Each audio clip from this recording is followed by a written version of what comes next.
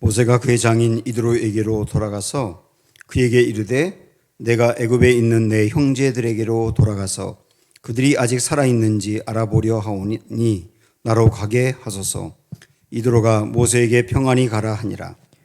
여호와께서 미디안에서 모세에게 이르시되 애굽으로 돌아가라. 내 목숨을 노리던 자가 다 죽었느니라. 모세가 그의 아내와 아들들을 나귀에 태우고 애굽으로 돌아가는데 모세가 하나님의 지팡이를 손에 잡았더라.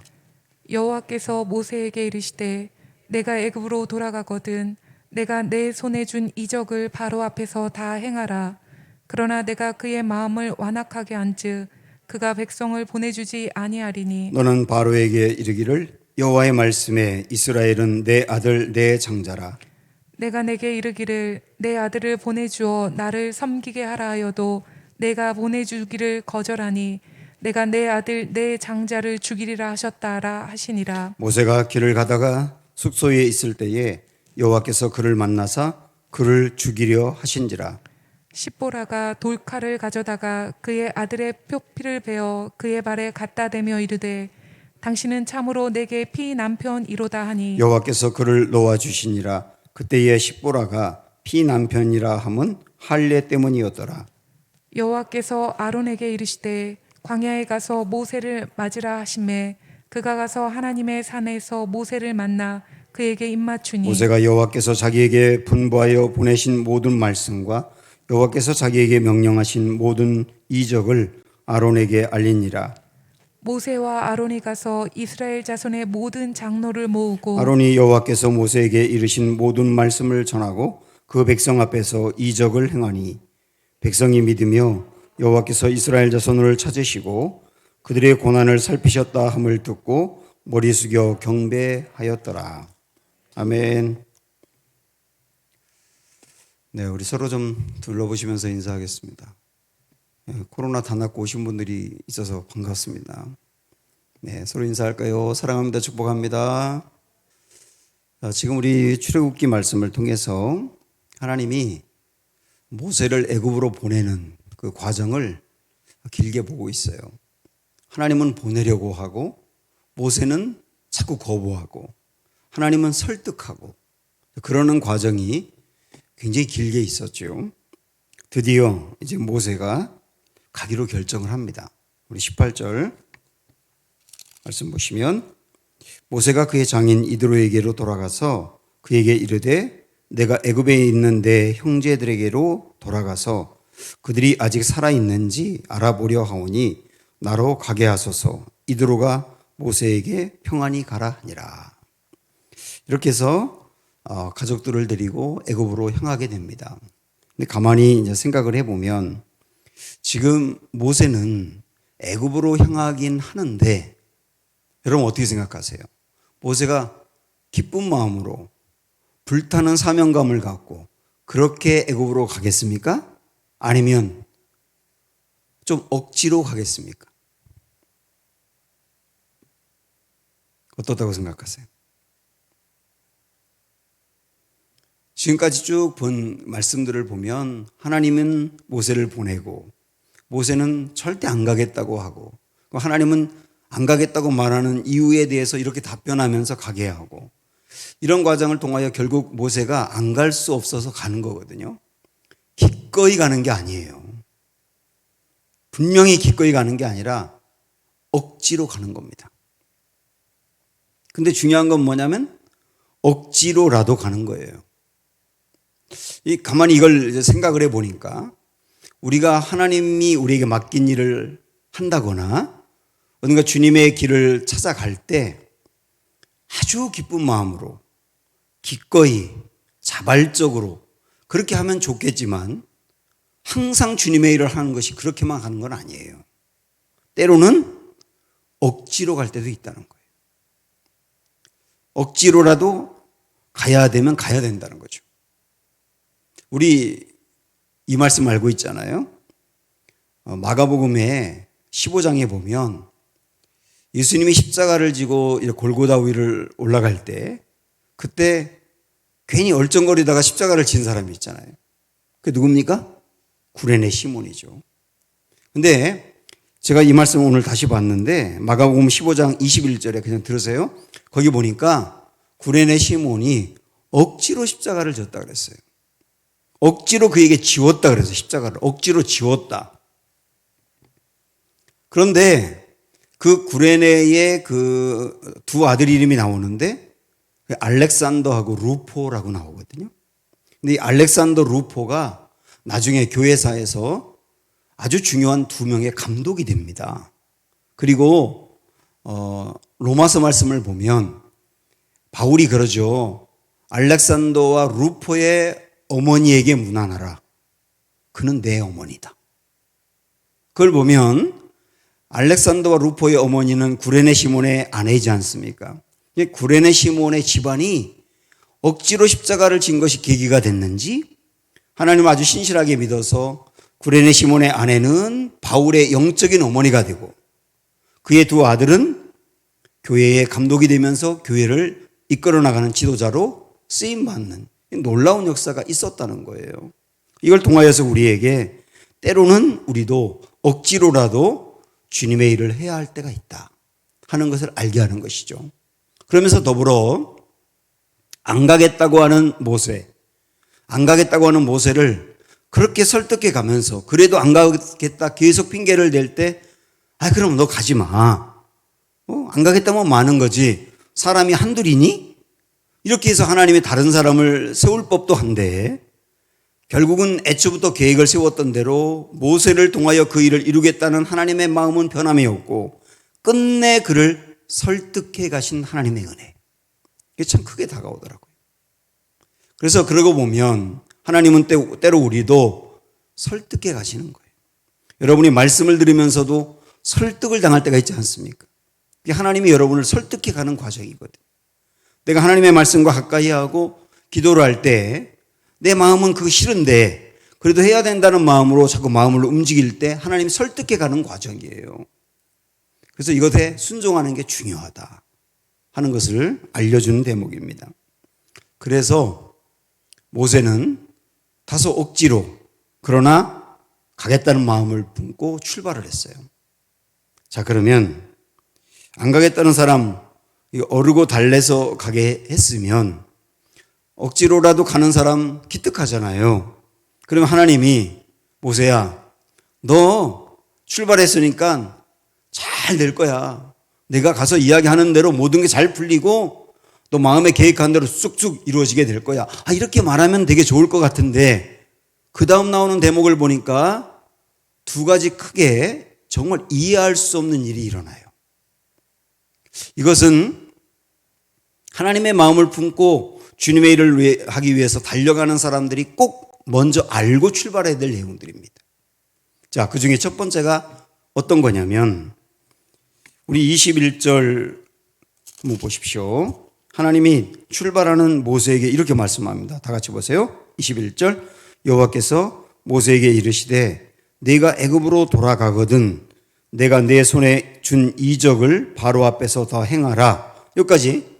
여기까지만 놓고 보면 하나님이 모세에게 그러는 겁니다. 모세야, 너 애굽에 가서 내가 너에게 그동안에 경험하게 한 대로 이 지팡이를 통하여 이적을 행해. 분명히 너 이적을 행하게 될 거야. 여기까지 말씀했다면 그 다음에 어떻게 나와야 되느냐면 그러면 바로가 손을 들고 내 백성 보내줄 거야. 이렇게 나와야 되잖아요. 근데 그 다음 뭐라고 하는지 보세요. 이어서 그러나부터 시작. 그러나 내가 그의 마음을 완악하게 한즉 그가 백성을 보내주지 아니하리니 이렇게 나오잖아요. 안 가겠다는 모세를 설득해서 보냈다면 다 잘 풀릴 거야. 또 순종하며 가는데 내가 도와줘서 길이 열리게 될 거야. 이렇게 말씀해야 되는데 전혀 다르게 뭐라고 하느냐면 너 갈 거야. 그런데 바로가 꿈쩍도 안 할 거야. 이렇게 말하는 거예요. 이걸 조금 속되게 말하면 모세야 너 바로에게 가. 기적을 행할 거야. 그런데 너 개고생할 거야. 이렇게 얘기하는 거잖아요.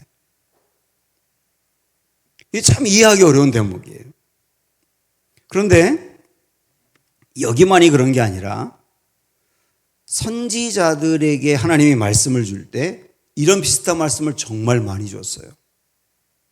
그 선지자들은요 구약 성경에 나오는 그 많은 선지자들은 하나같이 우울증에 걸릴 것 같아요.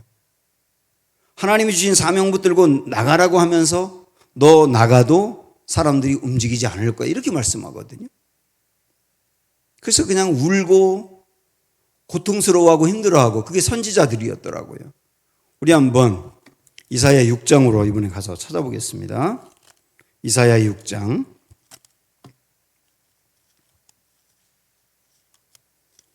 구약 성경 974쪽.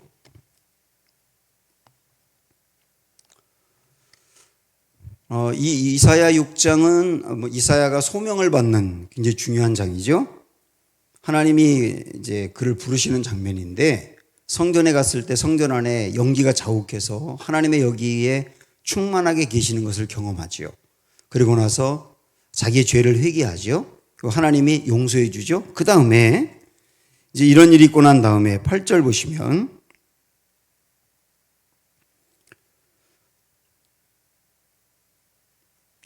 내가 또 주의 목소리를 들으니 주께서 이르시되 내가 누구를 보내며 누가 우리를 위하여 갈고 하시니 그때에 내가 이르되 내가 여기 있나이다 나를 보내소서 하였더니 하나님께서 내가 누군가를 보내서 내가 내 일을 하고 싶고 사람들을 변화시키고 회개시키고 이 민족을 살려내는 그런 일을 하고 싶은데 누가 없을까?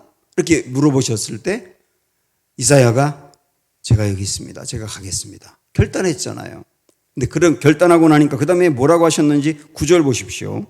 여호와께서 이르시되 가서 이 백성에게 이르기를 너희가 듣기는 들어도 깨닫지 못할 것이요 보기는 보아도 알지 못하리라 하여 이 백성의 마음을 둔하게 하며 그들의 귀가 막히고 그들의 눈이 감기게 하라.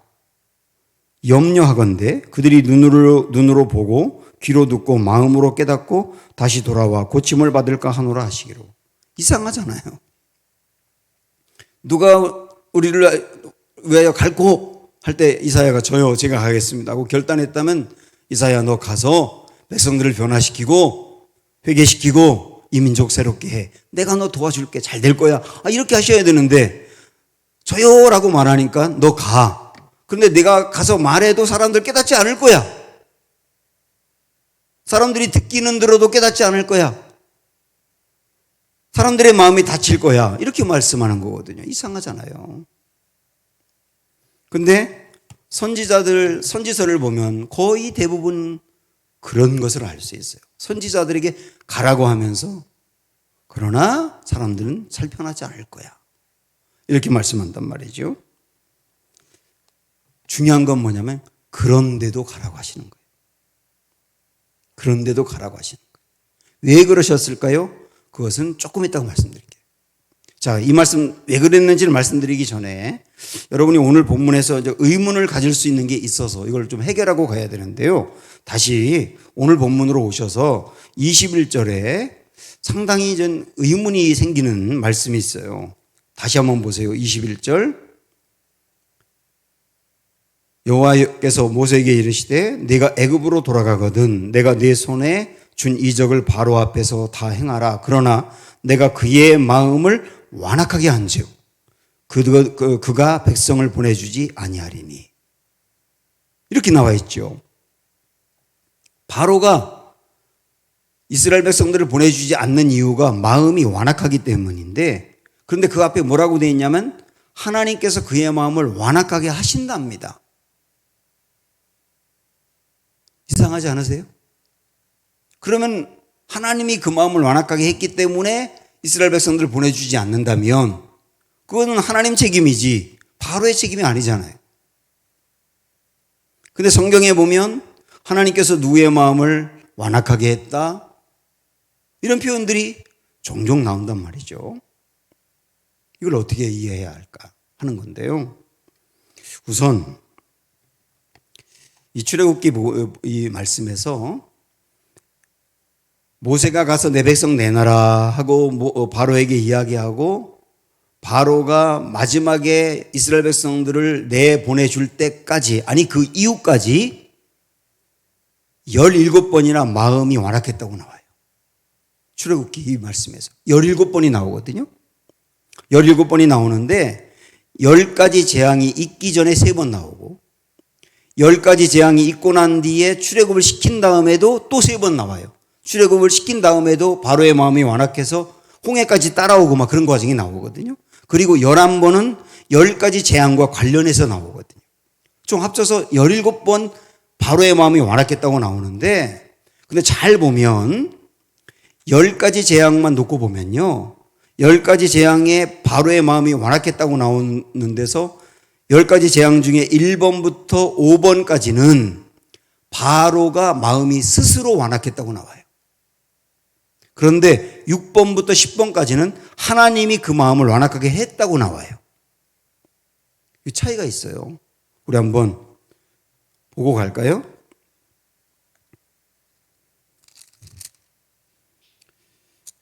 7장 22절을 먼저 보세요. 7장 22절은 첫 번째 재앙인 물이 피가 되는 재앙인데요.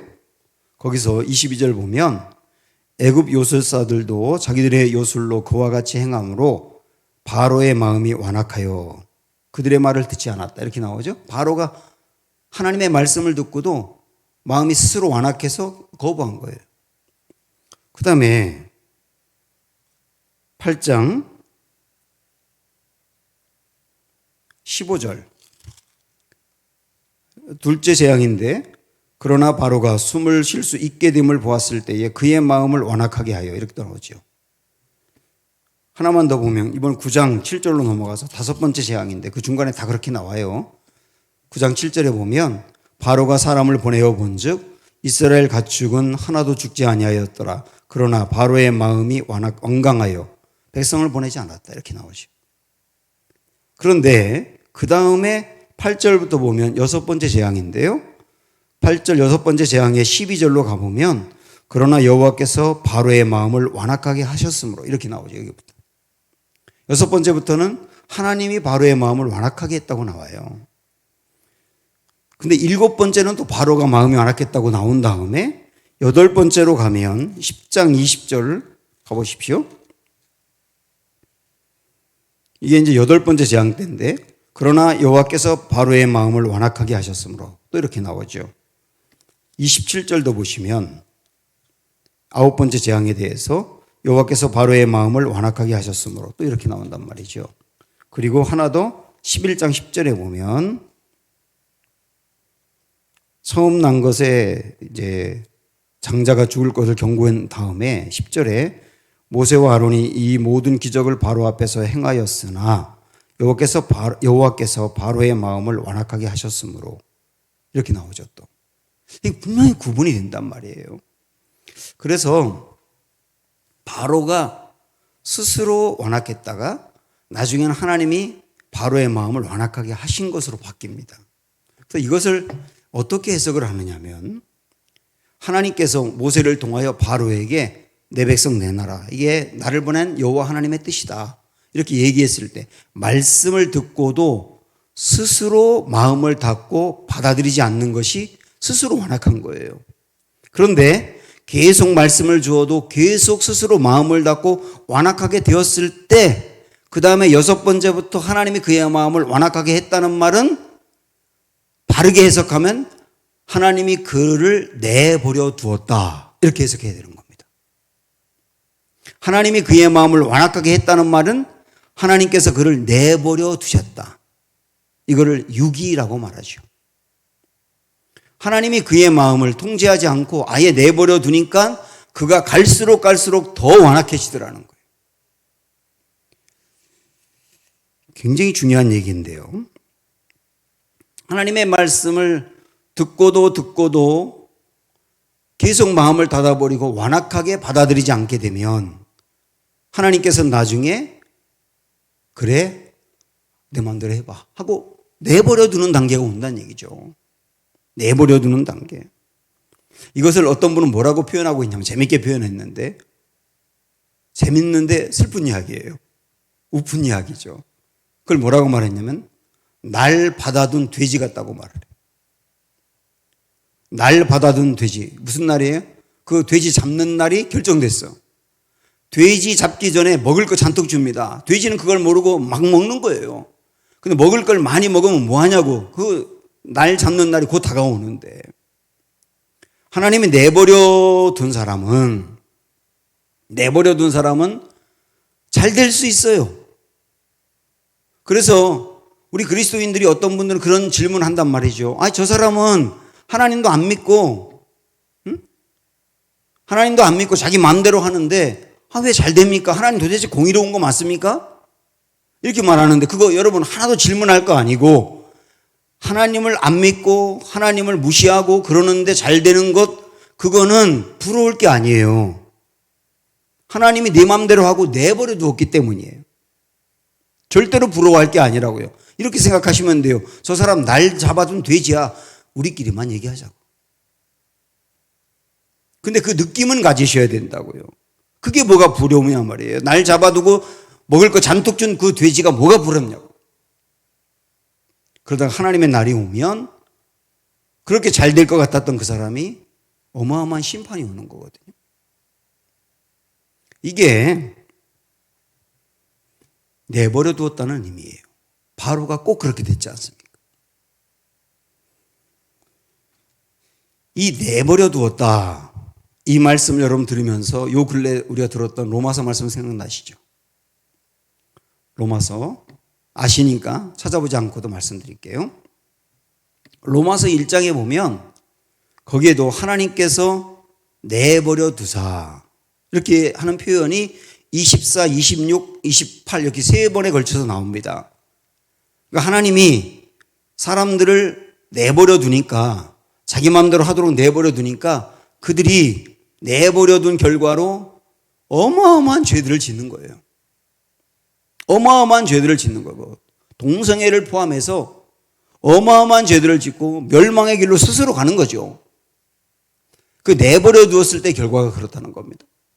그래서 이렇게 생각을 하면 내 맘대로 할 수 있고 내 맘대로 해도 잘 되는 게 복이 아니고 하나님이 참견하는 게 복인 거예요. 그래서 내가 잘못하고 내가 죄를 짓는데 별일이 일어나지 않는다. 여러분 그거 정말 걱정하셔야 돼요. 나 엉망으로 사는데 하나님 말씀 들어도 내 맘대로 사는데 잘 돼. 그게 복이 아니라니까요. 오히려 하나님께서 내 인생에 참견하셔서 아주 예민함을 갖고 내가 죄를 지을 때마다 거기에 하나님이 징계를 한다든지 정말로 깨닫게 한다든지 돌이키게 한다든지 뭔가 내 인생에 그때그때마다 항상 하나님이 치고 들어와서 개입을 하셔. 그게 은혜인 거예요. 그래서 참견이 은혜다. 내버려 두는 게 저주다. 여기서 또 하나, 구약의 바로 이야기를 포함해서 완악하다라고 하는 게 내버려 둔다라고 하는 의미였다고 말씀드렸는데, 이제 로마서에 나오는 내버려 두는 것은 여기 소망이 보여요. 어떤 소망이냐면 로마서 1장에서 하나님이 내버려 뒀다라고 하는 것은 예수님을 만나기 전에 모든 사람들의 상태를 말하는 겁니다. 사실 우리들도 예수님을 만나기 전에 하나님이 우리를 내버려 두었던 상태였던 거예요. 그런데 내버려 두고 넌 완전히 끝났어. 돼지 잡는 날 결정해놓고 돼지를 끝내 잡은 것처럼 그렇게 너 인생 끝났어가 아니라 우리는 내버려 두는 단계에 살았던 사람인데 로마서 3장으로 가면 그들을 위하여 주님을 보내신 거예요. 내버려 두었던 그 사람들을 포기하지 않고 로마서 3장으로 가면 그들도 건질 수 있고 그들도 살 수 있고 그들도 달라질 수 있는 길로 예수님을 보내신 거예요. 그 예수님을 통하여 은혜를 베풀어 주어서 내버려 두었던 사람들을 끝내 내버리지 않고 건져냈다. 이게 은혜지 않습니까? 그래서 우리도 내버려 두었던 단계였던 사람인데 주님의 은혜로 주님을 믿게 된 사람이 되었다. 이렇게 생각하면 굉장히 감사한 거죠. 네. 이게 이제 완악하다라고 하는 말씀에 의문이 있고 또 혼란이 있을 수 있어서 이게 좀 정리를 해드렸고요. 어쨌든 다시 이제 아까 왔던 그 말씀으로 가서 제가 던졌던 질문 여러분 기억하세요? 그런데도 하나님이 가라고 했다. 네가 가서 말씀을 전하는데 바로가 금방금방 움직이지 않을 거야. 그런데도 가. 이렇게 말씀했다는 거죠. 왜 그러셨느냐? 우리는 내가 순종하면 길이 다 열릴 거야 라고 하는 생각을 가질 때가 있어요. 나도 하고 싶지 않았는데 내가 주님의 일을 하려고 결정하면 내가 결정했으니까, 내가 순종했으니까 다 잘 될 거야 라고 하는 생각을 갖고 있는데 그건 자기 의로 나아가는 거예요. 내가 순종했다고 일이 잘 풀리고 내가 순종 안 해서 안 풀리고 꼭 그런 건 아닐 수도 있다. 하나님의 계획을 이루어가는 과정에서 내가 순종했지만 순종한 만큼 항상 좋은 결과가 나오는 게 아닐 수도 있다는 걸 알아야 된다는 걸 말씀하는 거고, 또 하나는 선지자들의 아까 말씀드린 대로 선지자들의 아픔이라 그랬잖아요. 그렇게 나아가서 말씀을 전해도 사람들이 깨닫지 않는, 눈물을 흘리는 이런 거 있는데 하나님이 이런 걸 통하여서 뭐라고 말씀하느냐면 선지자는 가능성 때문에 가는 사람이 아니라 당위성 때문에 가는 사람이라는 걸 알려주는 거예요.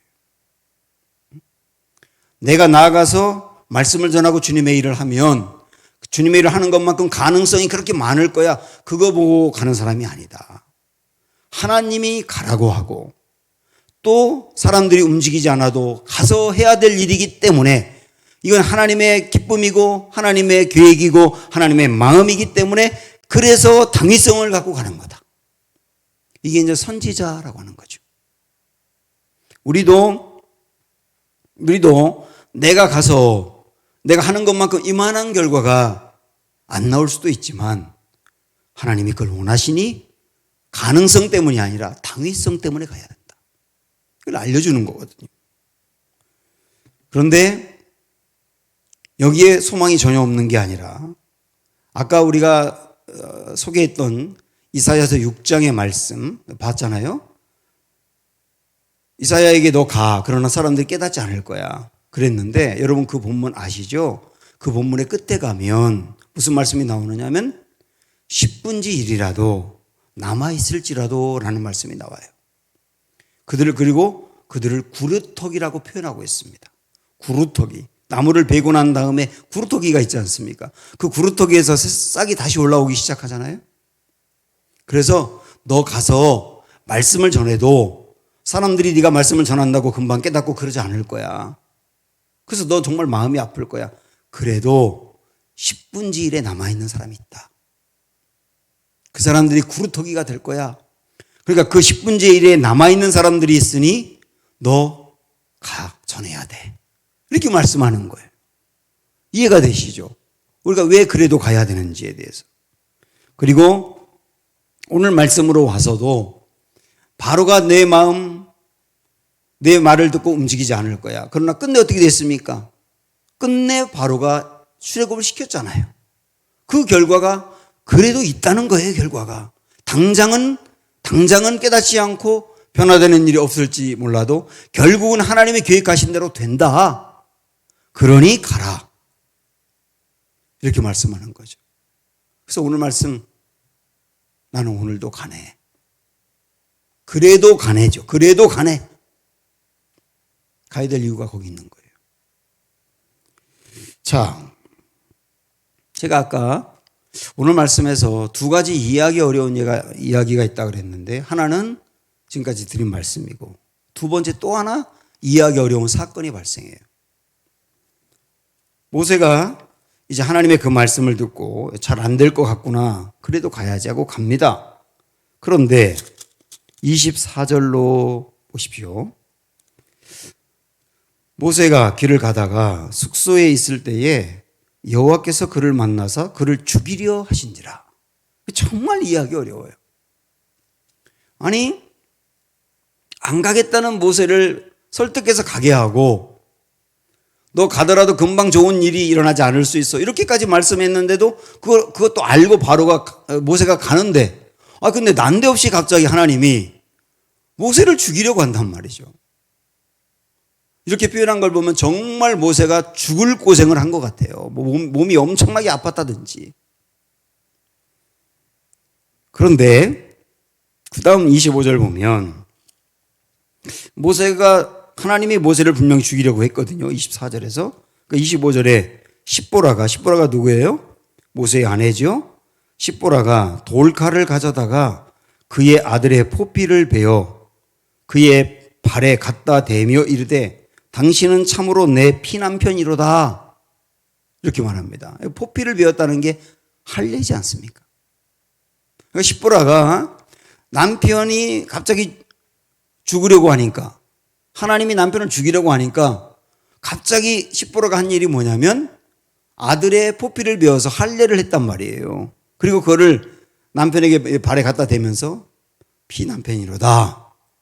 그렇게 말했는데 그것에 대해서 26절에서 뭐라고 말씀하느냐 하면 여호와께서 그를 놓아주시니라.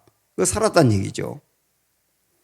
그때의 십보라가 피남편이라 함은 할례 때문이었더라. 이렇게 나오거든요. 이게 할례 사건입니다.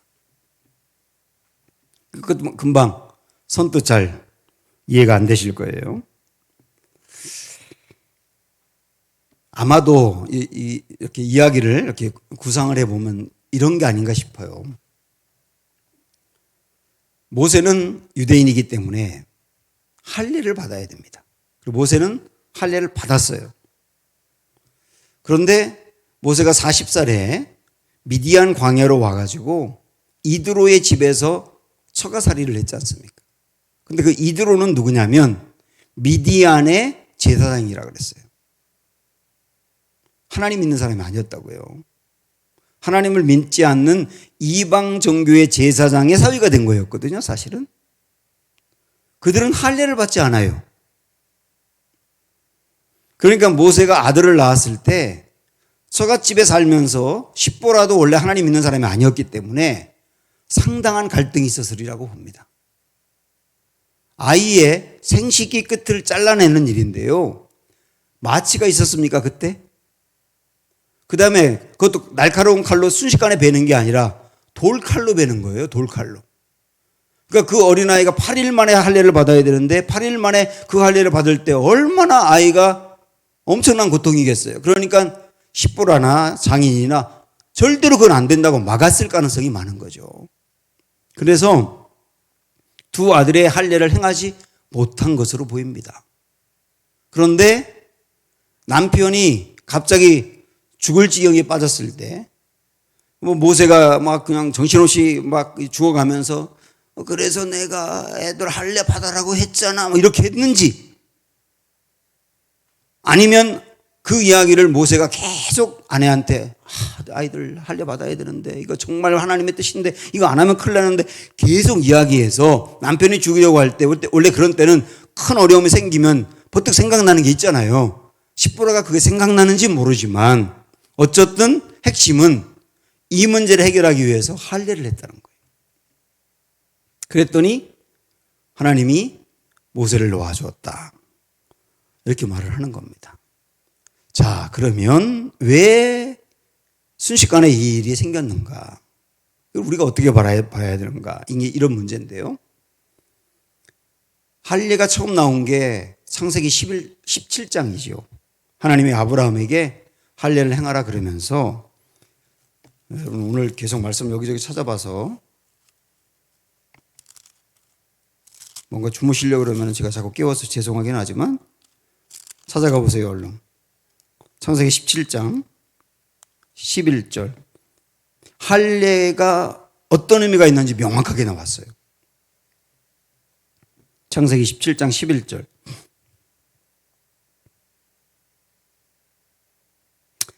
여기에 11절 시작. 너희는 포피를 베어라, 할례하라, 그 얘기죠. 이것이 나와 너희 사이에 언약의 표징이라 이랬어요. 언약의 표징이라. 할례는 표징이라는 겁니다. 근데 어떤 표징이냐? 언약의 표징이라는 거예요. 여기서 언약이라는 게 뭐냐면 이런 겁니다. 나는 너희의 하나님이야. 너희는 나의 백성이야. 다시요. 나는 너희의 하나님이야.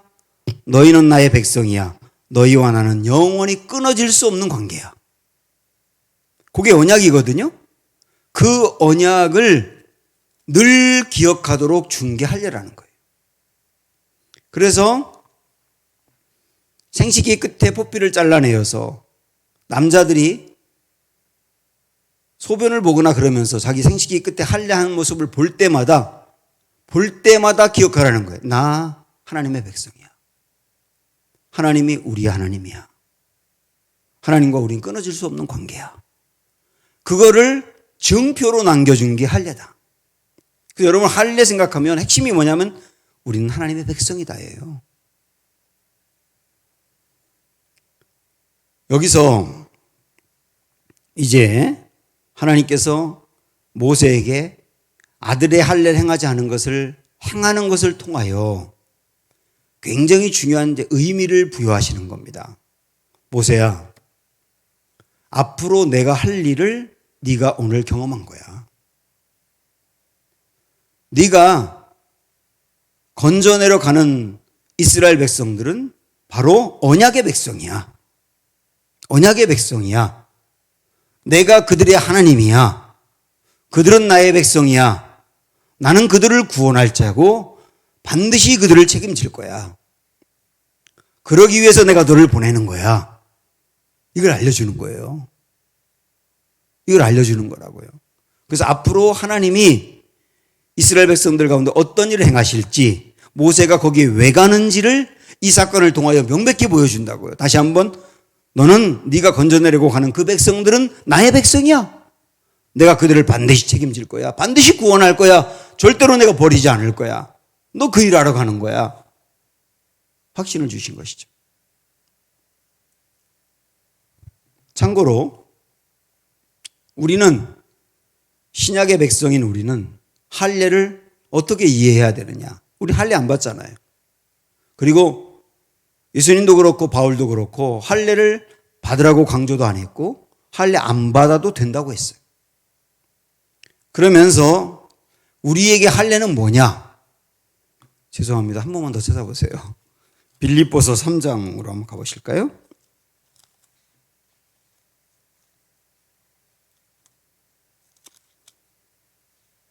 (320쪽) 320쪽. 우리는 할례 안 받아요. 그런데 3장 3절 끝에 보면 할례파라 이렇게 나옵니다. 할례파라. 할례를 육체로 받는 건 아니지만 우리도 할례를 받는 사람이다. 즉 할례의 의미가 살아있는 사람이다. 우리도 하나님의 백성이고 그리고 하나님과 언약을 맺은 사람이다 라고 하는 걸 어떻게 알 수 있느냐? 육체 할례를 안 받아도. 2절부터 보세요. 개들을 삼가고 행악하는 자들을 삼가고 몸을 상해하는 일을 삼가라. 여기 몸을 상해한다는 말이 할례거든요. 생식기 포피를 잘라내는 일이기 때문에 몸을 상해하는 게 할례 얘기하는 거예요. 그거 삼가라. 그거 하지 않아도 된다 이거예요. 3절로 넘어가서 그 다음 잘 보시면 하나님의 성령으로 봉사하며 그리스도 예수로 자랑하고 육체를 신뢰하지 아니하는 우리. 육체를 신뢰한다는 말은 내가 생식기 표피를 잘라내 할례 받은 사람이야. 그런 거 신뢰하지 않는 사람이 할례파다 그랬어요. 우리에게 할례파, 우리에게 할례의 의미는 뭐냐면 이겁니다. 나에게 성령이 계시다. 그리고 예수 그리스도가 나에게 계시다. 이 두 가지라는 거예요. 결국은 내가 예수 그리스도를 믿고 내 안에 성령님이 계시다. 그것이 곧 내가 할례 받은 증거다 그 얘기예요. 아시겠죠? 할례가 어떤 의미? 난 하나님의 백성이야. 하나님은 나의 하나님이고 하나님과 나는 이런 관계를 맺고 끊어질 수 없는 관계야. 하나님이 나를 반드시 구원하고. 그걸 우리는 어떻게 할 수 있느냐? 예수님을 믿는 걸 통하여 알 수 있다. 성령이 내 안에 계신 걸 통하여 알 수 있다.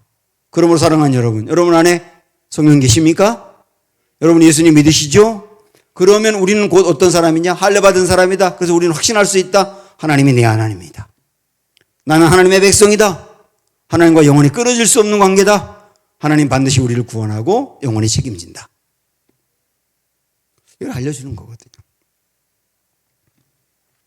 모세는 이 두 가지에 정말 받아들이기 어려운 사건이 있었지만 그러나 이 사건을 통하여 하나님의 마음을 알아내고 이 어려움을 극복하고 다시 일어나 애굽으로 향하여 가는 겁니다. 나는 오늘도 가네. 그렇게 함으로 수많은 우여곡절이 있겠지만 끝내 하나님의 역사를 이루게 된 것이죠. 우리 안에도 하나님의 일을 감당하려 할 때에 이런 어려움들이 얼마든지 있을 수 있지만, 그러나 주님 말씀 붙들고 다시 앞으로 달려나가 주님의 뜻을 이루어내는 은혜가 있기를 축원합니다.